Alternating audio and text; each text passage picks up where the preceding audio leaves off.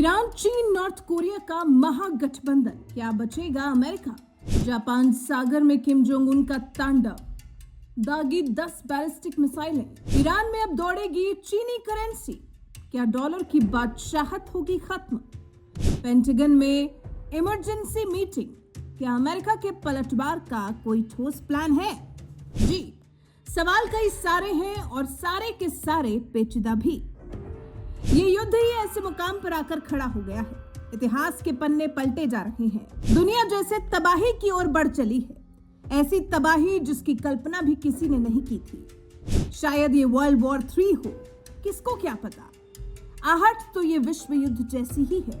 Pentagon की फाइलों में एक खौफनाक साजिश रची गई थी। खामेनेई को रास्ते से हटाओ और वेनेजुएला के विशाल तेल भंडारों पर कब्जा कर लो। अमेरिका को शायद लगा था कि ये काम चंद दिनों का है, लेकिन उसे नहीं पता था कि वो एक ऐसे बारूद के ढेर में हाथ डाल रहा है जिसका इतिहास ही लहू से लिखा गया है।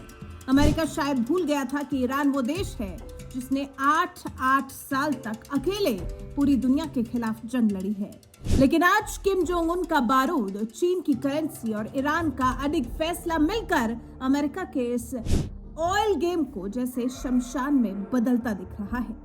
ईरान ने अमेरिका की नाक में दम कर दिया है। उत्तर कोरिया का सनकी तानाशाह किम जोंग उन है जिसने जापान के करीब आग की बरसात कर दी है। लेकिन अब तक का सबसे बड़ा प्रहार लगता है जैसे अमेरिका पर ही हुआ है, अमेरिका की रग पर। चीन और ईरान ने मिलकर अमेरिका की आर्थिक रीढ़ तोड़ने का मास्टर प्लान तैयार कर लिया है। हालांकि अमेरिका ने भी जला हुआ बारूद हाथ में लेने की गुस्ताखी की है।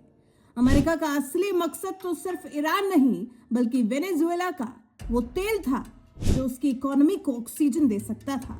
वॉशिंगटन को शायद लगा था कि अगर ईरान का नेतृत्व खामेनेई को हिला दिया जाए तो वेनेजुएला लावारिस हो जाएगा।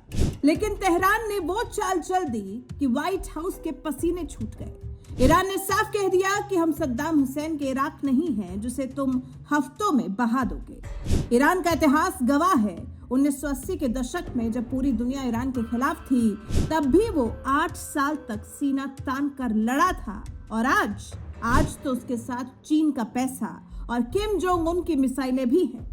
इस आधार पर ही माना जा रहा है कि शायद 2026 वो साल होगा जब सुपर पावर अमेरिका के पतन की कहानी लिखी जाएगी, क्योंकि शुरुआत तो मानकर चलिए कि हो चुकी है। सनकी तानाशाह किम जोंग उन ने अपनी ताकत से पूरी दुनिया को हिलाकर रख दिया है। एक साथ 10 मिसाइलें जापान के तट के इतने करीब कि टोक्यो में जबरदस्त तरीके से हड़कंप मच गया है। ये सनकी तानाशाह उनका सिर्फ एक मिसाइल टेस्ट नहीं था, बल्कि एक तरह से उत्तर कोरिया का ईरान को खुला समर्थन था। संदेश साफ है कि अमेरिका ने ईरान पर हाथ डाला तो उत्तर कोरिया प्रशांत महासागर में आग लगा देगा।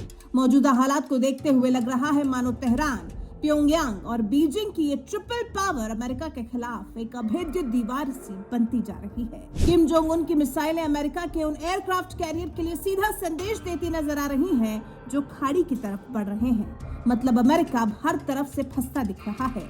शायद ईरान पर हमले के लिए इजराइल का साथ देने के फैसले पर डोनाल्ड ट्रंप अब पछता रहे होंगे कि बात फिलहाल उनकी रीढ़ की हड्डी टूटने तक आ गई है। जी, बात अमेरिका की जेब पर आ चुकी है। ईरान ने ऐलान कर दिया है कि अब वो तेल के बदले डॉलर नहीं बल्कि चीनी युआन लेगा। डॉलर की मनमानी का दौर अब खत्म होता दिख रहा है। चीन ने ईरान की अर्थव्यवस्था में अरबों का निवेश करके उसे अमेरिका के प्रतिबंधों से जैसे इम्यून कर दिया है।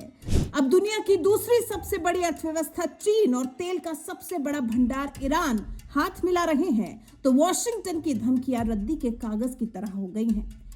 ये डी डॉलराइजेशन अमेरिका के वर्चस्व के ताबूत में एक आखिरी कील साबित हो सकता है।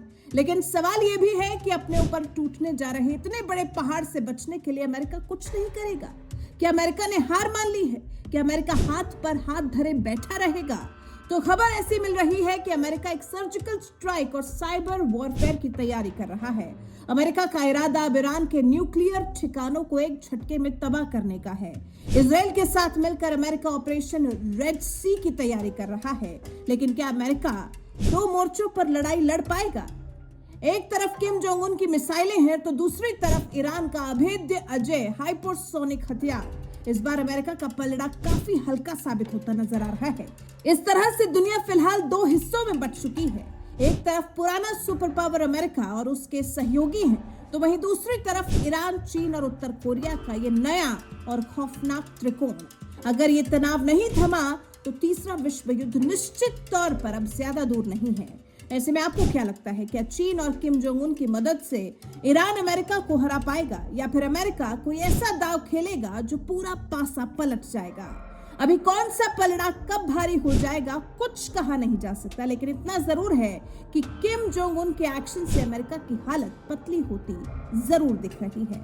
वैसे आपको क्या लगता है, इस बारे में अपने विचार हमें कमेंट सेक्शन में जरूर बताइएगा। हमारे वीडियो को लाइक जरूर कीजिएगा और हमारे चैनल को सब्सक्राइब कर बेल आइकन दबाना बिल्कुल मत भूलिएगा।